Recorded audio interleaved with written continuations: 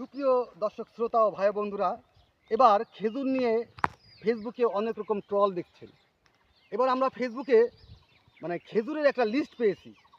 অনেকে খেজুর পায়নি, সে কারণে অনেকে আফসোস করতেছে। আসলে এবছর তো লিস্ট পেয়েছি, বিগত সরকারের আমলে কিংবা বিগত দিনে আমরা কোনো দিন লিস্টও পাইনি যে খেজুর আসলে মানুষের জন্য আসে।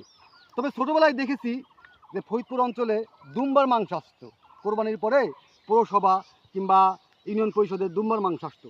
সেই মাংসগুলো গরিব মানুষকে বিতরণ করা হতো ভাগ ভাগ করে দিয়ে। কিন্তু এখন আমরা প্রচুর মানুষজন অপেক্ষায় থাকে কবে দুম্বার মাংস আসবে, কিন্তু এখন সেই দুম্বার মাংস আসে না। আসে কি না আসে আমরা জানিই না। একজন বলেছে যে বাংলাদেশের 99% লোক, বাংলাদেশের 99% লোক জানেই না বাংলাদেশের মানুষের কোথায় কি অধিকার আছে, মানুষ কোথায় থেকে কি পাবে। তো বিগত সরকারের আমলে আপনারা দেখেছেন যে খেজুর আসছে, দুম্বার মাংস আসছে, কিন্তু পাবলিক যায় না। এবছর মানুষ জেনেছে এবং খেজুর কেউ কেউ হয়তো পেয়েছে এবং পাবে বোধহয়। তো বাংলাদেশের মানুষের মূল সমস্যা হচ্ছে শিক্ষার সমস্যা।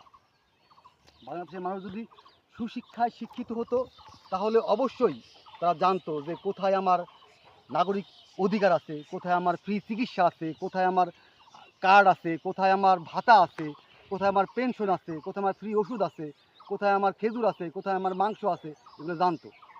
জানে না বিধায় আমাদের দেশের কিছু গুটি কয়েক শিক্ষিত লোক এই দেশটাকে লুটে পুটে খাচ্ছে।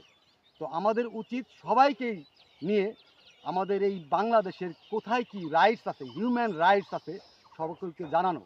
সবাই যাতে জানতে পারে এবং বুঝতে পারে যে আমার আসলে এই বাংলাদেশের কতটুকু দেওয়ার আছে এবং বাংলাদেশে আমার কতটুকু পাওয়ার আছে।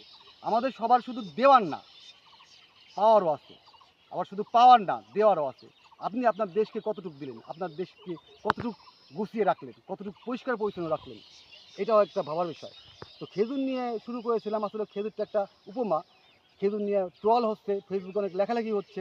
আমরা চাচ্ছি শুধু খেজুর নয়, এই খেজুরের মতো সব দিক দিয়ে আওয়াজ উঠুক যে বাংলাদেশের মানুষের কোথায় কী অধিকার আছে, কোথায় কী পাওয়ার আছে এবং কোথায় কী দেওয়ার আছে। নিজের দেশকে ভালোবাসুন, নিজের দেশকে সবার কাছে ভালোভাবে রিপ্রেজেন্ট করুন। ধন্যবাদ সবাইকে।